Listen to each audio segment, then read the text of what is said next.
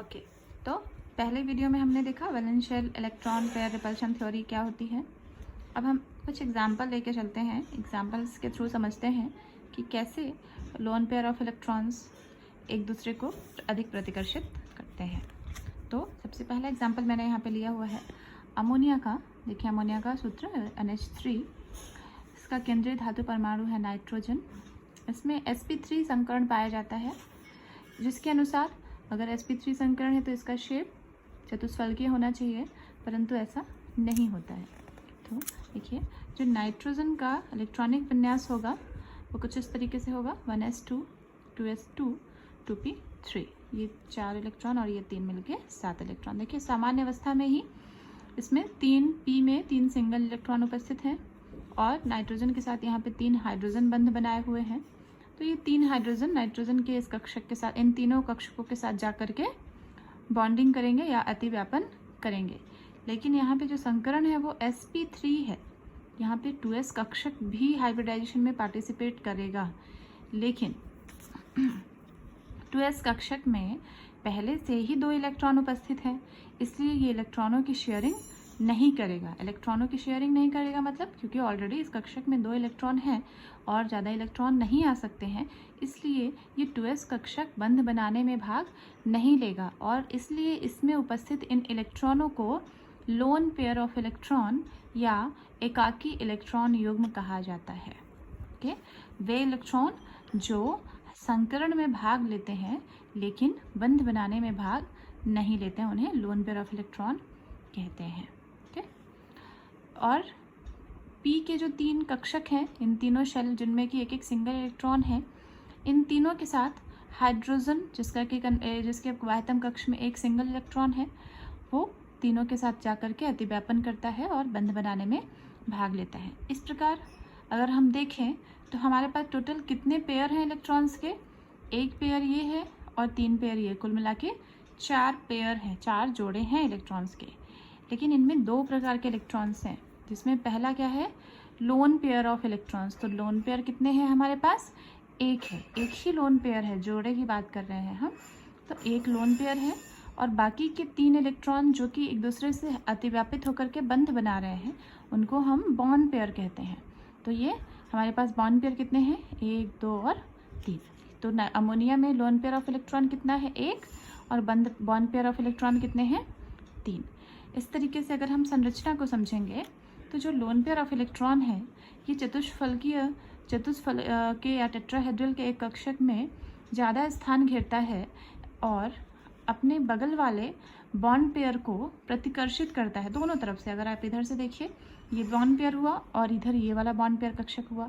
तो ये जो लोन पेयर ऑफ इलेक्ट्रॉन्स हैं, ये दोनों बॉन्ड पेयर्स को एक दूसरे की ओर अपने से स्वयं से खुद से प्रतिकर्षित करते हैं, मतलब खुद से रिपल करते हैं। तो जब ये एक दूसरे को अपने से दूर भेजते हैं तो ये दोनों नीचे की तरफ थोड़ा थोड़ा दब जाते हैं, जिसके कारण इसका आकार चतुष्फलकीय नहीं रह जाता, ये कुछ पिरामिड शेप का हो जाता है। अमोनिया का आकार पिरामिडल हो जाता है और इसके बीच का जो बंध कोण है वो भी कम हो जाता है और 109.4 से घट करके 107.3 डिग्री के आसपास हो जाता है।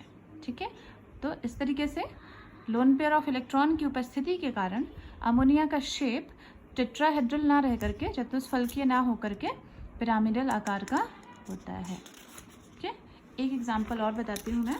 पानी गाड़ू, वाटर, H2O।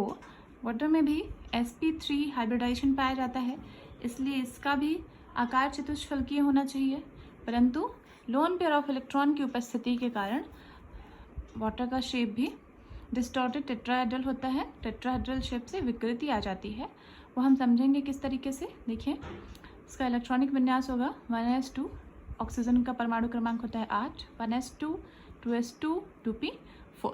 तो यहाँ पे 2s कक्षक में 2 इलेक्ट्रॉन और 4 इलेक्ट्रॉन है p में, तो पहले एक एक सिंगल इलेक्ट्रॉन जाएंगे और फिर उसकी पेयरिंग होगी। तो यहाँ पे pz का p के एक कक्षक में 2 इलेक्ट्रॉन ऑलरेडी है, बाकी जो 2 सिंगल इलेक्ट्रॉन हैं उनके साथ जा करके हाइड्रोजन बंध बनाने में भाग लेगा, बंध बनाएगा यहाँ पे अतिव्यापन करके, क्योंकि वाटर में 2 हाइड्रोजन है ऑक्सीजन के साथ।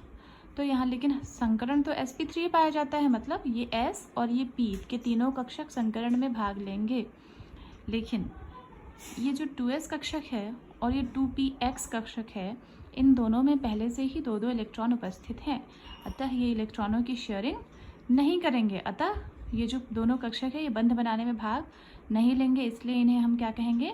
दे both are called lone pair of electrons. जबकि ये py और pz कक्षक जो कि हाइड्रोजन अणु के साथ अधिव्यापन कर रहे हैं यहाँ पे हाइड्रोजन परमाणु के साथ, इन्हें हम बॉन्ड पेयर ऑफ इलेक्ट्रॉन्स कहेंगे। तो इस तरीके से वाटर में भी हमारे पास टोटल 4 पेयर हैं इलेक्ट्रॉन्स के, लेकिन जो नंबर ऑफ लोन पेयर है वो यहाँ पे 2 है और नंबर ऑफ बॉन्ड पेयर भी यहाँ पे 2 है। अब 2 लोन पेयर ऑफ इलेक्ट्रॉन उपस्थित होने के कारण इन कक्षकों के मध्य और ज़्यादा प्रतिकर्षण होता है, इसलिए ये लोन पेयर जो होते हैं स्पेस में कुछ इतना स्पेस घेर लेते हैं ऑक्सीजन के चारों तरफ, और जो बंद पेयर के 2 कक्षक होते हैं वो नीचे की तरफ दब जाते हैं।